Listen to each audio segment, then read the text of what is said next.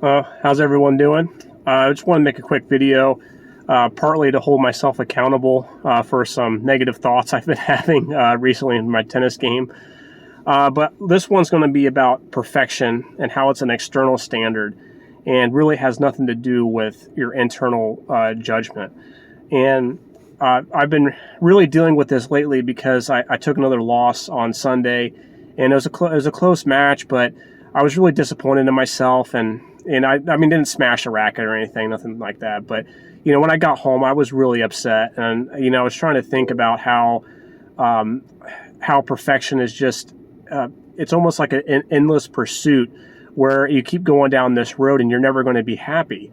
And I was thinking a lot about, like, if let's just say, like, there was a perfect Adonis, that's just chiseled out of, tennis marble that was just meant to be the most perfect person in the world, or I think what Nietzsche called the Ubermensch, the Superman, like, and they went through their journey and never had any adversity, never had any conflict, never had any of that.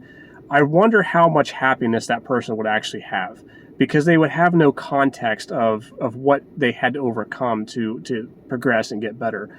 And I was thinking more about how this the root issue for me is perfection. Is like I feel like I have to be perfect in order to be validated, and I think the more perfect you feel you need to become, the more insecure you are.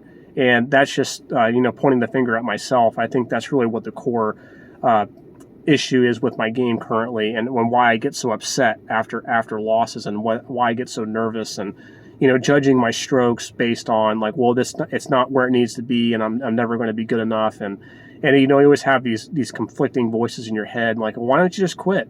Just give up, dude. Like, what's the big deal? It's just tennis. Like, not like anybody cares. And those thoughts do go through my head, but there's also this other nagging voice at me that's like, no, you can overcome this, and you will find a way. And especially with my backhand being as, well, I consider it pretty bad, but I'm sure there's people who have worse backhands than I do.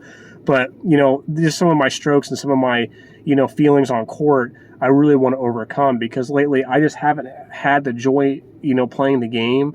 And, it's 4-0 men's tennis, and it's supposed to be fun. And for me, it's such a nightmare sometimes to deal with, because I've got to come face to face with this perfection standard, and it's just a standard that's never going to be attained.